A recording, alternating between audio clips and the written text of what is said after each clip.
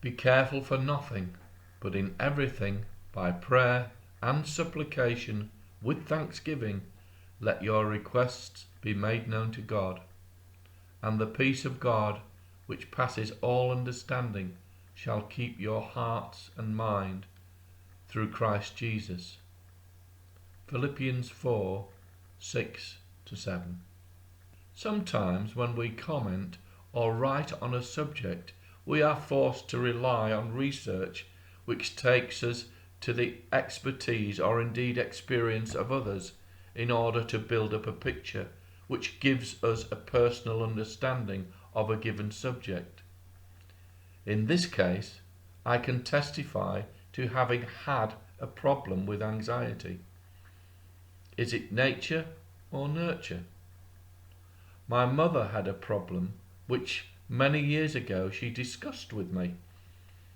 My father, who had an anger problem, is more difficult to assess, but underneath his angry exterior he was a tender-hearted person, and I suspect he suffered from the turmoil of anxiety. I did not know how anxiety manifested itself until one day my mother was able, from her experience, to describe perfectly how I was feeling. I can say that no one ever guessed that I was feeling anxious. In fact, when I worked in a hospital emergency department, a number of my colleagues remarked that I brought peace into a hectic situation.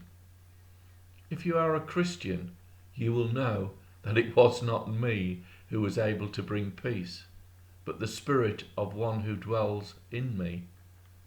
Inside, my stomach would be churning, but Jesus always managed, in the midst of life and death situations, to shine through for the benefit of others.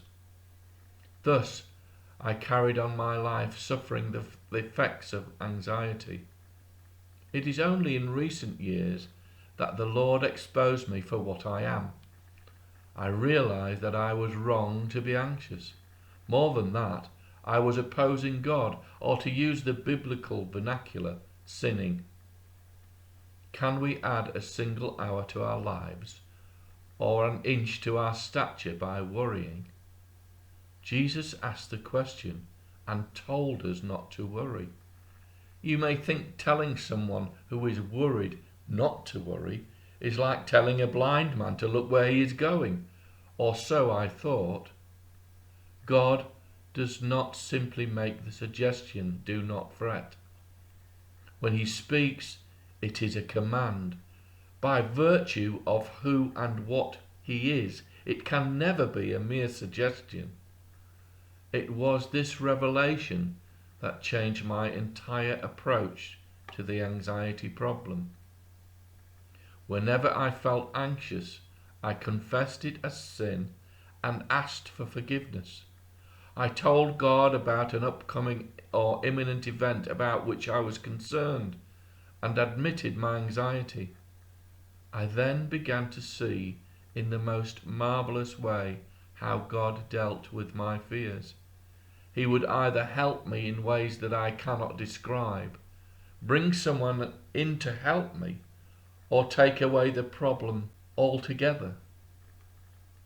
Space does not allow further explanation, but my anxiety did not disappear instantly.